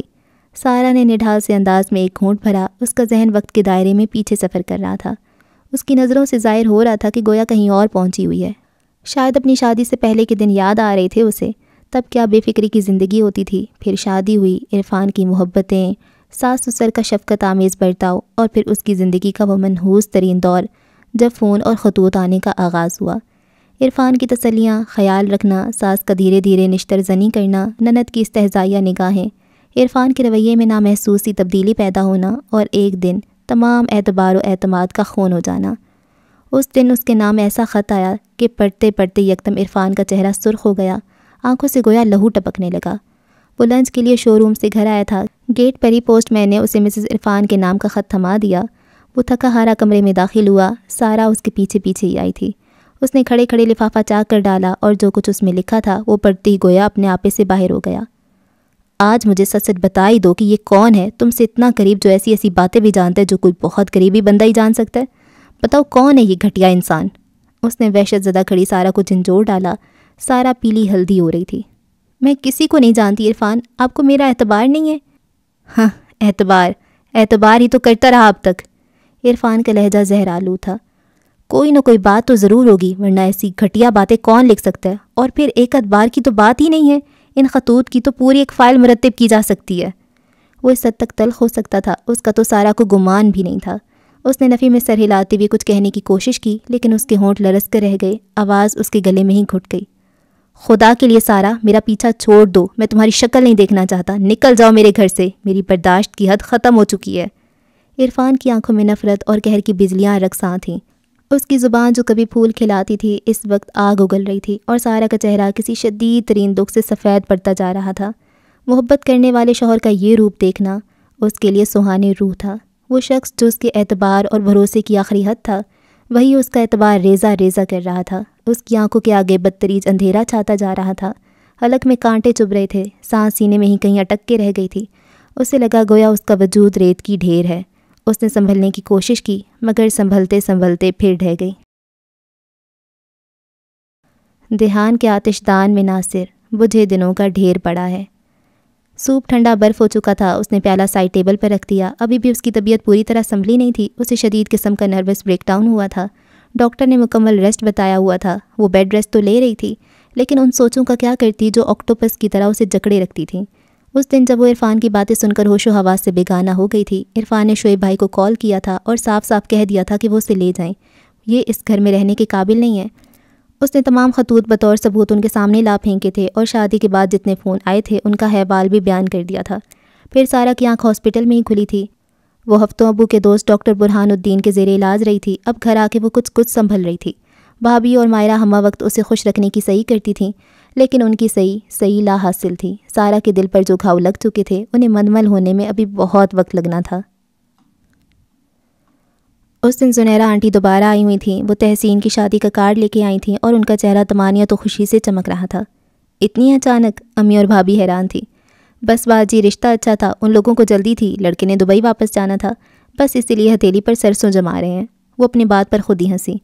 बस उन्होंने तो हमारा पीछा ही ले लिया। दरअसल उन्हें तहसीन बहुत पसंद आई है। मेहंदी और शादी में तुम सब ने ज़रूर आना है।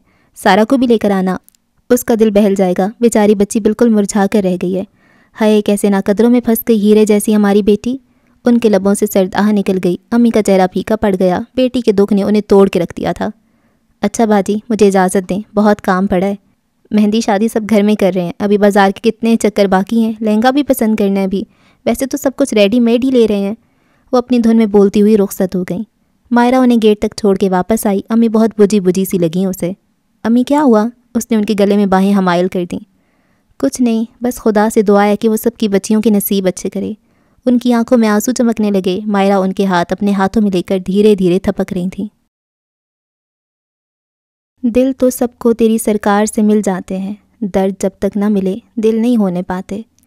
तहसीन की मेहंदी में भाभी और मायरा शोएब भाई के साथ हो आई थी। जुनैरा आंटी ने फ़ोन पर बेहद नाराज़गी जाहिर की और अगले दिन आने पर ज़ोर ताकीद की। अम्मी ने मायरा के ज़िम्मे लगाया कि सारा को भी जाने के लिए तैयार करे। सारा को तो जैसे दुनिया से कोई गर्ज ही नहीं रह गई थी। वो लोगों का सामना करने से घबराती थी और किसी फंक्शन में जाने का तो वो तसव्वुर भी नहीं कर सकती थी। लेकिन वो मायरा ही क्या जो किसी को कायल न कर सके। सारा मेरी बहन, तुम्हें एक न एक दिन तो लोगों का सामना करना ही है। क्या दुनिया के डर से इसी कमरे में अपना हुजरा बनाकर गोशा नशीन होने का इरादा है? लोगों ने तो तुम्हारी बात भूल ही जानी है। लोग किसी वाक़ये को ज़्यादा दिन याद नहीं रखा करते। उन्हें डिस्कस करने को नई से नई बातें मिल जाया करती हैं। जो कुछ तुम्हारे मुतालिक उन्होंने चटखारे लेने थे वो ले चुके हैं। कोई तुम्हें कुछ नहीं कहेगा। वैसा भी मेरा दिल गवाही देता है कि एक न एक दिन इरफान भाई पर तुम्हारी बेगुनाही साबित हो के रहेगी, उसने कहा था। और सारा के चेहरे पर तलखी भरी मुस्कुराहट ज़रा सी झलक दिखाकर गायब हो गई थी। वो बेहद सादगी से तैयार हुई थी। उसके ना करते भी भाभी ने हल्का सा मेकअप कर दिया था। खूबसूरत मगर जर्द चेहरे पर हिज़्न मलाल के अक्स थे, फिर भी वो अच्छी लग रही थी। जुनैरा आंटी के घर पहुंचे तो बारात आ चुकी थी। बेहद रश हो रहा था। लॉन में बरी के कपड़े दिखाए जा रहे थे। वो और मायरा सीधी तहसीन के कमरे में पहुंच गईं। वो अभी पार्लर से आई थी और बरी में आई हुई ज्वेलरी पहन रही थी।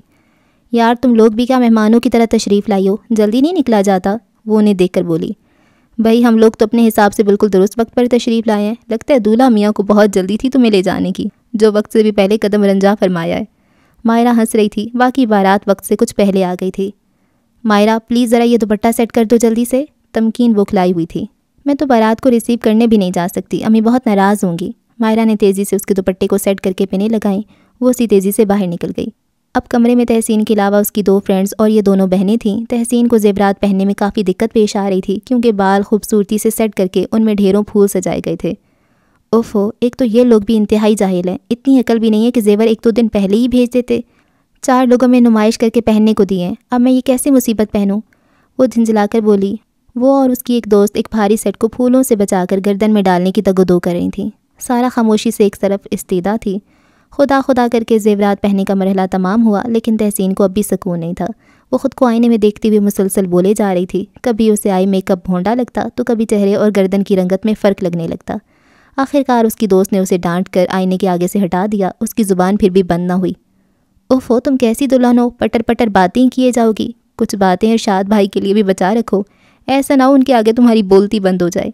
चुप करो वरना मैं मुंह पर टेप लगा दूंगी। उसकी दोस्त की धमकी कारगर साबित हुई और वो वाकई चुप करके बैठ गई। ज़रा सी देर के बाद मूवी वाले आ गए। काफ़ी देर तक हर जाविये से उसकी मूवी बनती रही। वो निकले तो उसका बुलावा आ गया। अब उसे मूवी बनवाते हुए बाहर लॉन में स्टेज पर जाना था। एक दफ़ा फिर आईने के आगे भरपूर जायज़ा लिया गया, फिर वो बाहर निकलने को थी। ابھی دروازہ کھولا ہی تھا کہ تحسین نے تیزی سے بند کر دیا۔ اوفو، میری پازیب کہاں ہے؟ اسے تو میں بھول ہی گئی، تم لوگ بھی بہت لاپرواہ ہو، وہ چلا گئی۔ تم یہیں کھڑی رہو، ہم تمہیں پہنا دیتے ہیں۔ کدھر ہے پازیب؟ اس کی دوست نے استفسار کیا۔ مائرہ ذرا میری الماری کھولنا، لیفٹ سائیڈ پہ سامنے ہی پڑی ہوگی۔ مائرہ نے الماری کھولی لیکن وہاں نہیں تھی۔ نہیں ہے؟ اوہ، پھر یہ نیچے والی دراز کھولو، چابی کپڑوں کے نیچے ہے۔ مائرہ نے فٹافٹ اس کی ہدایات پہ عمل کیا۔ دراز میں پازیب موجود تھی۔ کھڑے کھڑے اسے پازیب پہنائی گئی، پھر اس کی فرینڈز اسے دھیرے دھیرے چلاتے ہوئے باہر لے گئیں۔ دروازے سے ہی اس کی مووی بننا شروع ہو گئی۔ مائرہ باہر نہیں گئی، اس کے چہرے پر عجیب سا تناؤ تھا۔ سارے نے سوالیہ نظروں سے اسے دیکھا۔ اس نے کمرہ لاک کر دیا، پھر آہستگی سے تحسین کی الماری کھولی، دوبارہ چابی گھما کر تھوڑی سی دراز کھولی اور ہاتھ ڈالا۔ جب اس کا ہاتھ باہر آیا تو اس میں 4-5 لفافے تھے۔ یہ کیا ہے؟ سارہ نے الجھ کر پوچھا۔ 1 منٹ، ابھی بتاتی ہوں۔ مائرہ نے اسی طرح دراز لاک کی، الماری بند کی اور تمام لفافے موڑ توڑ کر ہینڈ بیگ میں ڈال دیے۔ چلو سارہ، باہر چلیں، دیکھیں تو اسٹیج پر کیا ہو رہا ہے۔ وہ بہت سنجیدہ تھی، چہرے پر کسی اندرونی کشمکش کی داستان رقم تھی۔ تم نے تحسین کی دراز سے کیا نکالا ہے؟ سارہ نے اس کا بازو ہلایا۔ بعد میں بتاؤں گی۔ وہ دروازہ کھول کر باہر نکل گئی اور پھر پورا وقت وہ سارہ کے قریب بھی نہیں پھٹکی۔ سارہ انتہائی بیزاری کے عالم میں بھابھی کے قریب بیٹھی رہی۔ رخصتی کے وقت تحسین کی آنکھ سے ایک آنسو بھی نہ ٹپکا۔ بڑے آرام و سکون سے وہ رخصت ہو گئی۔ زنیرہ آنٹی مسلسل ٹیشو پیپر سے آنکھیں رگڑے جا رہی تھیں۔ مائرہ انہیں دیکھ رہی تھی اور اس کے چہرے پر بے حد ناقابل فہم قسم کے تاثرات تھے۔ گھر واپس آ کر مائرہ نے انتہائی تیزی سے لباس تبدیل کیا اور اپنا بیگ لے کر امی کے کمرے میں گھس گئی۔ آپا ان کے ساتھ ہی آئی تھی، وہ بھی وہیں تھیں۔ کچھ دیر بعد بھابھی اور شعیب بھائی بھی ادھر جاتے نظر آئے۔ سارہ کچھ سمجھ نہیں پا رہی تھی، وہ خاموشی سے آ کر بیڈ پر لیٹ گئی۔ دل بھر آیا، پتہ نہیں کون سی بات ہے جو مجھ سے چھپائی جا رہی ہے۔ کچھ ہی دیر میں کال بیل کی آواز آئی۔ شعیب بھائی باہر گئے، پھر زنیرہ آنٹی اور انکل سجاد افتاں اور خیزاں اندر داخل ہوئے۔ شعیب بھائی انہیں امی کے کمرے میں لے گئے۔ سارہ کھلے دروازے سے یہ سب کچھ دیکھ رہی تھی۔ کچھ دیر خاموشی چھائی رہی، پھر اچانک زور زور سے بولنے کی آوازیں آنے لگیں، جن میں سب سے بلند آواز زنیرہ آنٹی کی تھی۔ غضب خدا کا، میں تمہارے بلاوے پر دوڑی چلی آئی، ابھی بیٹی کو رخصت کر کے حواس بھی ٹھکانے نہیں آئی کہ تم نے بم پھوڑ دیا میرے سر پر۔ میں کہتی ہوں تم لوگوں کو ایسی بات کرتے ہوئے شرم نہیں آئی؟ اوہ میرے خدا، سارہ مارے وحشت کے اٹھ بیٹھی۔ ثبوت تو آپ کے سامنے موجود ہے۔ مائرہ نے خطوط تحسین کے الماری سے لیے ہیں۔ سارہ کے سسرال میں جو خطوط موصول ہوتے رہے ہیں وہ بھی آپ کو دکھا دیے۔ رائٹنگ اور سٹائل میں ذرا برابر فرق نہیں، حتیٰ کہ پیڈ بھی ایک ہی ہے۔ آپ کیسے انکار کر سکتی ہیں؟ بالکل اسی طرح کی باتیں لکھی ہوئی ہیں۔ شعیب بھائی کی آواز ان سے بلند تر تھی۔ انکل آپ خود فیصلہ کریں، کیا یہ تمام خطوط ایک ہی ہاتھ کے لکھے ہوئے نہیں ہیں؟ وہ حیران پریشان اور مہر بلب سجاد صاحب کی طرف مڑے جو ان خطوط کو دیکھ کر گویا سکتے میں آ گئے تھے۔ اب پورا واقعہ سارہ کی سمجھ میں آ گیا تھا۔ ان کے دماغ پر ہتھوڑے برس رہے تھے۔ زمین و آسمان اس کی نظروں کے آگے گھوم گئے۔ تحسین، تمکین، آنٹی جو اپنی بیٹیوں سے زیادہ محبت اس سے کرتی تھیں یا جتاتی تھیں، کیا وہ ایسی شرمناک اور ذلیل حرکت کر سکتی ہیں؟ ہو سکتا ہے آنٹی کو اس بات کا علم نہ ہو، تحسین اور تمکین نے مل کر یہ سب کیا ہو، لیکن کیوں؟ اس کے ذہن میں شدید کشمکش برپا تھی۔ وہ بری طرح چکرا گئی، دونوں ہاتھوں سے سر تھامے وہ عجیب اذیت کے عالم میں تھی۔ اس بھیانک انکشاف نے گویا دماغ کی چولیں ہلا کر رکھتی تھیں۔ امی کے کمرے سے آنے والی تمام آوازیں اس کے ذہن میں گڑمڑ ہو رہی تھیں۔ اس نے اپنے وجود کی تمام تر قوت بروئے کار لاتے ہوئے اٹھنے کی کوشش کی۔ لڑکھڑاتے ہوئے وہ دونوں بیڈ رومز کے درمیانی دروازے تک آ گئی، جہاں تمام آوازیں واضح ہو گئیں۔ میں اچھی طرح جانتا ہوں کہ آپ کی صاحبزادی کی اس گھٹیا حرکت کے پیچھے وجہ کیا تھی۔ اسے مجھ سے پرخاش تھی تو مجھ سے بدلہ لیا ہوتا۔ میری فرشتوں جیسی معصوم بے گناہ بہن کا گھر کیوں تباہ کیا؟ شعیب بھائی کی تند و تلخ آواز اس کی سماعت سے ٹکرائی۔ بہتان تراشی جیسے گناہ کو تو اللہ بھی آسانی سے معاف نہیں کرتا زنیرہ۔ میری معصوم بچی جس نے کبھی اکیلے قدم تک باہر نہیں رکھا، اس کے بارے میں ایسی ایسی باتیں، کچھ تو خدا کا خوف کیا ہوتا۔ تمہارے آگے بھی بیٹیاں تھیں۔ امی کی آواز بھرائی ہوئی تھی۔ بس بس، میری بیٹیوں کا نام بھی نہ لینا، بہت فضول باتیں سن لی ہیں میں نے مفت میں، مزید برداشت نہیں کروں گی۔ زنیرہ آنٹی بھی بہت تلملائی ہوئی لگ رہی تھیں۔ تم کیسے کہہ سکتی ہو کہ یہ کام میرا اور میری بیٹیوں کا ہے؟ تم بھی تو بہتان لگا رہی ہو۔ کیا خبر تمہاری مائرہ ہی جھوٹ بول رہی ہو؟ بالفرض اگر مائرہ سچی ہے تو کیا خبر وہ لفافے کسی بدخواہ نے وہاں رکھتی ہوں؟ میری بیٹی کو پھنسوانے کے لیے کیا ثبوت ہے تمہارے پاس؟ اور سر پر کیسے چڑھے آ رہے ہیں سب کے سب، یہ صلہ دیا اتنے برسوں کے خلوص کا، دفعہ دور۔ آئندہ کے لیے میری توبہ جو تمہاری منحوس شکلیں کبھی دیکھ جاؤں۔ توبہ، اتنی ڈیسنٹ اور محبت کرنے والی زنیرہ آنٹی غصے میں کسی جاہل عورت کی ہم پلا گفتگو فرما رہی تھیں۔ مائرہ حیرت سے ان کی شکل دیکھ رہی تھی۔ انسان کے چہرے سے مصنوعی پردے اتر جائیں تو اس کا اصل چہرہ دیکھ کے کیسا دھچکا لگتا ہے، یہ اس لاؤبالی سی لڑکی کو اب اندازہ ہو رہا تھا۔ اٹھیں جی، ان لوگوں نے ہمیں عزت اتارنے کے لیے بلایا تھا۔ انہوں نے سجاد صاحب کا بازو کھینچا جو گمسم سے وہ خطوط دیکھ رہے تھے۔ ہائے میرے اللہ، کیسی بےزتی ہوئی ہے ہماری۔ دفتن آنٹی نے اونچی آواز میں رونا شروع کر دیا۔ دیکھ رہے ہیں آپ کیسے کیسے الزام لگ رہے ہیں آپ کی بیوی اور بچیوں پر، اور آپ ہیں کہ چپ چاپ ان کی صورتیں تکے جا رہے ہیں۔ میں کہتی ہوں آپ بولتے کیوں نہیں ہیں؟ کیا ہم ایسا کام کر سکتے ہیں؟ انہوں نے میاں کو کندھے سے پکڑ کر جھنجھوڑا۔ تو پھر یہ خط تحسین کی الماری میں کیسے آئے؟ انہوں نے سرخ چہرے کے ساتھ روتی ہوئی بیوی سے باز پرس شروع کر دی۔ ارے میں کیا جانوں، مہمانوں سے گھر بھرا پڑا تھا، تحسین بیچاری تو دوپہر سے پارلر میں تھی، نہ جانے کس بدبخت نے یہ وہاں چھپا دیے۔ ضرور کوئی ہمیں آپس میں لڑوانا چاہتا ہے جس نے ایسی ذلیل حرکت کی۔ ان کا واویلا مزید جوش و خروش سے شروع ہو گیا۔ ایک منٹ آنٹی، اگر آپ صحیح کہہ رہی ہیں تو ہمیں بھی ثبوت چاہیے آپ کی سچائی کا۔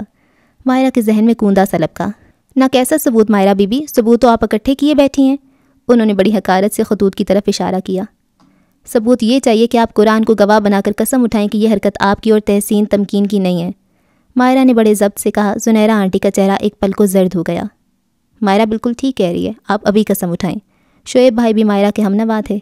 ربیہ، قرآن پاک لاؤ فوراً، ابھی پتہ چل جاتا ہے۔ تم کون ہوتے مجھ سے حلف اٹھوانے والے؟ زنیرہ آنٹی ہتھے سے اکھڑ گئیں۔ جاؤ، نہیں اٹھاتی میں قرآن، کیا کر لو گے تم؟ کرنے کو تو ہم بھی بہت کچھ کر سکتے ہیں، آپ کی بھی بیٹیاں، ایک کی تو آج ہی رخصتی ہوئی ہے۔ شعیب بھائی زہر خند سے بولے۔ لیکن ہم شریف لوگ ہیں، ایسی گھٹیا حرکت کا تصور بھی نہیں کر سکتے۔ آنٹی کو تو پتنگے لگ گئی۔ ارے جاؤ، آئے بڑے کہیں کے شریف ہوتے تو بہن گھر نہ بیٹھی ہوتی، کوئی تو بات ہوگی جو شوہر نے نکال پھینکا گھر سے۔ انداز میں نہیں خیز تھا۔ خاموش ہو جاؤ ذلیل عورت۔ شعیب بھائی کی دھاڑ سے سبھی سہم گئے۔ اپنی بہن کے متعلق اتنی گھٹیا بات سن کر ان کا خون کھول اٹھا تھا۔ سجاد انکل آنٹی کو برا بھلا کہنے لگے۔ امی کی آنکھوں سے مسلسل اشک بہہ رہے تھے۔ آپا انہیں سنبھال رہی تھیں۔ ربیہ بھابھی قرآن پاک لیے کب سے چپ کھڑی تھیں۔ شعیب بھائی نے ان سے قرآن پاک لیا اور زنیرہ آنٹی کی طرف پڑھے۔ اس پاک کتاب کو گواہ بنا کر کہو کہ یہ تمہاری اور تمہاری بیٹیوں کی حرکت نہیں ہے، باقی اللہ تعالیٰ انصاف کرنے والا ہے۔ آنٹی نے قرآن تھاما۔ ایک ثانیہ کو وہ ہچکچائیں۔ ان کی بات نہیں کشمکش چہرے سے عیاں تھی، پر یہ صرف ایک لمحے کی بات تھی۔ اگلے لمحے انہوں نے شعیب بھائی کے مطلوبہ الفاظ دہرا دیے۔ وہ سب حیران و ششدر ان کی صورت دیکھتے رہ گئے۔ لو، ہو گئی تمہاری تسلی؟ میرے اوپر اتنا بڑا الزام لگا رہے تھے، آئندہ کسی نے میرے متعلق ایسی بات کی تو میں اس کا منہ توڑ دوں گی، سمجھے تم لوگ؟ انہوں نے قرآن پاک ربیہ بھابھی کو تھمایا اور تیزی سے باہر نکل گئیں۔ سجاد انکل نے سر جھکائی ہوئی ان کی تقلید کی تھی، لیکن ان کے قدم بے حد شکستہ تھے۔ شعیب، تم نے خواہ مخواہ سے اتنا کچھ کہہ دیا۔ ارے وہ تو قرآن پاک پر قسم اٹھا کے گئی ہے، اتنی جرأت تو کوئی نہیں کر سکتا۔ امی روتے روتے ہی شعیب بھائی پر بگڑنے لگیں۔ جو ایسے خطوط لکھ سکتے ہیں وہ ایسی قسمیں بھی اٹھا لیتے ہیں، ان کے دلوں پر مہر لگ چکی ہوتی ہے۔ اب آپ دیکھیے گا، وقت خود ہی سچ جھوٹ کا فیصلہ کرے گا۔ عجیب پرسکون اور سرد سے انداز میں شعیب بھائی نے کہا تھا۔ کوئی بھی آدمی پورا نہیں ہے، کہیں آنکھ کہیں چہرہ نہیں ہے۔ زمانہ دیکھتا ہے ہر تماشا، یہ لڑکا کھیل سے تھکتا نہیں ہے۔ آج جب میں پلٹ کر پیچھے کی طرف نگاہ دوڑاتی ہوں تو میرے دل میں یہ یقین مزید راسخ ہو جاتا ہے کہ خدا کے ہاں دیر ہے، اندھیر نہیں۔ بس بات یہی ہے کہ ہم لوگ ذرا سی آزمائش میں مبتلا کیے جاتے ہیں تو صحیح نہیں جاتی، بے صبروں کی طرح خدا سے شکوے شکایات کا دفتر کھول دیتے ہیں، لیکن یہ بات بھول جاتے ہیں کہ خدا تعالیٰ بھی ایک حد تک اپنے بندے کو آزماتا ہے۔ جو اس آزمائش میں ثابت قدم رہیں وہ بحسن خوبی اس سے نکل بھی جاتے ہیں۔ شکر ہے کہ ہماری آزمائش جلدی تمام ہو گئی۔ سارا خیر سے اپنے گھر سدھاری اور اس نے تو چلے ہی جانا تھا، لیکن میری سمجھ میں یہ نہیں آتا کہ کچھ لوگ دوسروں کے گھر روشن کیوں نہیں دیکھ سکتے۔ اپنی کھڑکی سے باہر کھلے گلاب کی خوشبو سے لطف اندوز ہونے کی بجائے دوسروں کے ہرے بھرے باغوں کو اجاڑنا چاہتے ہیں۔ کیوں اپنے دلوں میں حسد اور کینہ کی فصل کو اگاتے ہیں؟ کیوں کسی کو خوش دیکھ کر روتے ہیں، کسی کو روتا دیکھ کر خوش ہوتے ہیں؟ کیوں اتنی منافقت کرتے ہیں کہ کسی کی خوشیوں سے دل پر چھریاں چل رہی ہوں اور دل ان خوشیوں کو ملیا میٹ کرنے کے منصوبے بنا رہا ہو تو بظاہر اسے گلے لگا کر مبارکباد دے رہے ہوتے ہیں۔ اوف، یہ منافقت! کہتے ہیں گناہ کرنے سے دل پر ایک سیاہ دھبا پڑ جاتا ہے، توبہ کر لی جائے تو مٹ جاتا ہے، توبہ نہ کریں اور گناہوں کے مرتکب ہوتے رہیں تو انسان کا دل تاریکی کے ایک اندھے کنویں کی صورت اختیار کر لیتا ہے۔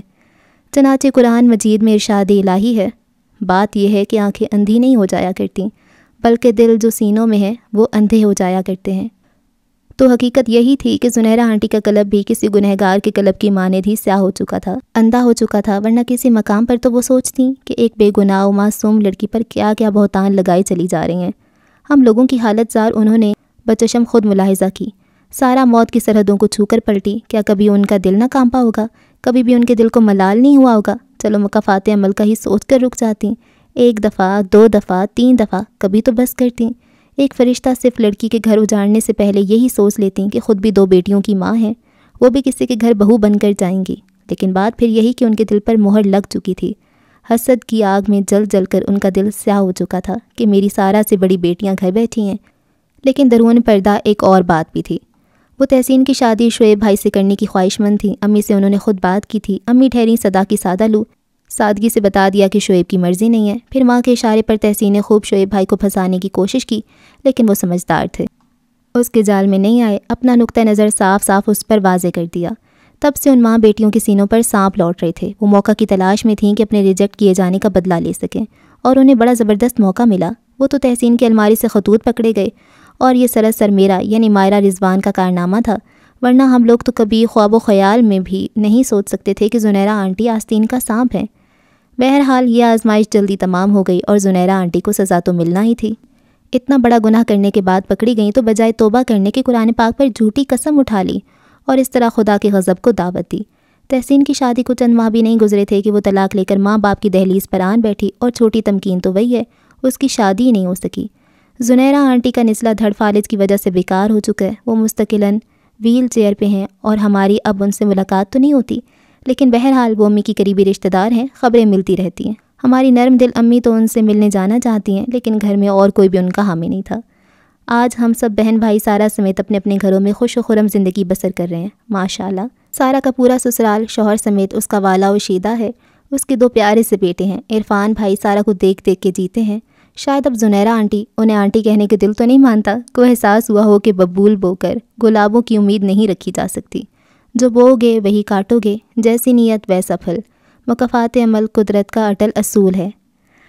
اچھا جی، تو یہ ناول کمپلیٹ ہو گیا اور بہت بہت اچھا ناول تھا، بہت زیادہ ریئلٹی کے قریب تھا۔ اور آج کل کا یہ تو پرانا دور تھا خط اور کال کا نا، تو اس پہ اتنا یقین بھی نہیں کیا جا سکتا تھا۔ اب تو آپ کے سوشل میڈیا پہ اکاؤنٹس بن جاتے ہیں، آپ کی پکچرز کو کیسے کیسے یوز کیا جاتا ہے آپ کو پتہ بھی نہیں ہوتا۔ آرٹیفیشل انٹیلیجنس آ گئی ہے اور کوئی یقین بھی نہیں کر سکتا کہ یہ آرٹیفیشل انٹیلیجنس کا کمال ہے یا پھر یہ آپ خود ہو۔ اتنی معصوم لڑکیاں ہوتی ہیں جن کی پکچرز کو اتنے گندے طریقے سے یوز کیا جاتا ہے، اور وہ پھر بلیک میل ان کو کیا جاتا ہے، اور پتہ نہیں کیا کچھ ہوتا رہتا ہے۔ اور فار ایگزامپل اگر کسی سے کچھ غلط کام ہو بھی جاتا ہے، کوئی کسی کے ساتھ افیئر کسی کا چل بھی جاتا ہے، کسی کے پاس کسی کی ریئل ویڈیوز ہیں، وہ کچھ ہے، تو وہ اس کو بھی پھر یوز کیا جاتا ہے اور اتنی اس کی زندگی خراب کر دی جاتی ہے۔ تو یہ ان لوگوں کے نا بہت کوئی گندا مسئلہ ہے ان کے دماغ کے ساتھ، یہ بیمار ہیں، یہ نارمل لوگ نہیں ہیں۔ تو یہ کیسے اتنا کوئی کسی کی زندگی خراب کر سکتا ہے، حسد میں، جلن میں، اللہ۔ تو بہت برا ہے، لیکن پتہ کیا نا، آپ اگر صحیح ہیں تو آپ کے ساتھ ایٹ دا اینڈ صحیح ہوگا انشاءاللہ۔ اب دیکھیں یہ کتنی اچھی بچی تھی اور وہ خط آتے گئے، تو سسرال تو پھر سسرال ہوتا ہے، پرائی بیٹی پہ کوئی کتنا یقین کر سکتا ہے جب اس کو وہ شروع سے جانتا بھی نہ ہو، بس صرف ارینج میرج میں اسپیشلی کوئی کسی کو کتنا اچھے سے جانتا ہے۔ تو اس کا ہسبینڈ بھی اس کو کر تو رہا ہوتا ہے، لیکن پھر وہی اتنے زیادہ خط آنے لگ جائیں تو وہ پھر بھروسہ اٹھ جاتا ہے۔ خیر نہیں اٹھنا چاہیے، جب آپ کسی کے ساتھ وقت گزارتے ہیں تو آپ کو اس کی نیچر کا کچھ نہ کچھ تو آئیڈیا ہو جانا چاہیے نا کہ یہ ایسا بندہ نہیں کر سکتا۔ لیکن پھر وہی پرائے لوگ پرائے ہوتے ہیں، اور اس کی شادی کو زیادہ عرصہ بھی تو نہیں گزرا ہوتا، اور ان سب چیزوں کو کوئی ویریفائی کرنے کا طریقہ بھی نہیں ہے۔ پہلے تو نہیں تھا، اب کافی حد تک یہ ایڈوانسمنٹ آ گئی ہے تو آئیڈیا ہو جاتا ہے کہ یہ ریئل ہے یا فیک ہے، کوئی جھوٹ بول رہا ہے۔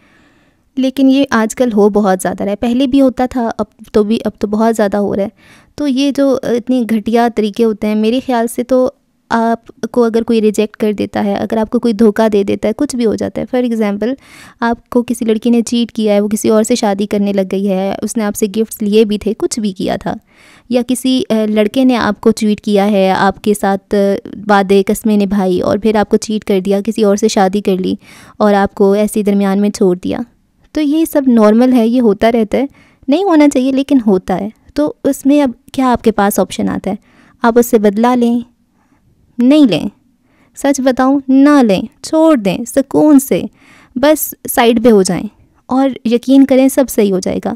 یہ جو بدلے کی آگ ہوتی ہے، نفرت ہوتی ہے نا، یہ پھر آپ کو سکون سے نہیں رہنے دیتی، یہ بہت بہت خراب کرتی ہے آپ کو۔ پھر آپ بس اسی میں لگے رہتے ہیں کہ اس کی زندگی خراب کروں، اس کی زندگی تباہ کر دوں، پھر آپ اپنی زندگی انجوائے نہیں کر رہے ہوتے ہو۔ تو مت کریں، بالکل ساری چیزیں سائڈ پہ کر کے اپنی سائڈ پہ ہو جائیں، سکون سے رہیں۔ معاف کر سکتے ہیں جو کہ بہت بڑی بات ہے، اگر کر سکتے ہیں تو کر دیں، نہیں کر سکتے پھر بھی اگنور کر دیں، معاف نہ کریں بے شک، لیکن اگنور کریں، ان کو سائڈ پہ کر دیں. کچھ عرصے کے بعد وقت کے ساتھ ساتھ وہ آپ کے ذہن سے نکل جائیں گے.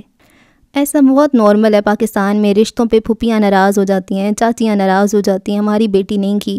تو پھر اوروں کے سامنے تو خیر ہمیشہ ظاہر نہیں کرتی کہ ہمیں امید تھی کہ ہماری بیٹی کریں گے وہ، لیکن وہ بندہ جب کسی اور سے شادی کر لیتا ہے تو اس لڑکی کی زندگی خراب کرنے لگ جاتی ہیں. ایسی دلوں میں نفرتیں، تعویذ اور غلط فہمیاں اور پتہ نہیں کیا کچھ. یار اتنا گند ہے یہ سارا کچھ. سکون سے سائڈ میں نہیں رہ سکتے ہو. آپ کی بیٹی کو اتنی ہلکی ہے کہ آپ چاہ رہے تھے ادھر شادی ادھر نہیں ہوئی تو بس آپ رہ گئے ہو. آپ کی بیٹی کے اللہ اور اچھے نصیب کرے گا. ٹینشن کس بات کی ہے نا؟ تو بس یہی ہوتا ہے. اور یہ دیکھو نا منہ پہ کتنے اچھے تھے. جب زنیرہ آنٹی کا کردار سامنے آیا تو مجھے تبھی تھوڑا سا کھٹکا ہو گیا تھا. میں نے کہا اتنی میٹھی بن رہی ہے، خواہ مخواہ ناول میں تو نہیں آئی ہوگی، کچھ تو اس کا بھی کام ہوگا. اچھا آپ بتائیں آپ کو کیسا لگا یہ ناول؟ اور بھی بہت سارے اچھے اچھے ناولز ہیں، آپ ان کو چیک آؤٹ کریں اور مجھے رکھیں دعاؤں میں یاد، اور چینل کو کر لیں سبسکرائب اگر آپ نے پہلے سے نہیں کیا ہوا تو. اللہ حافظ.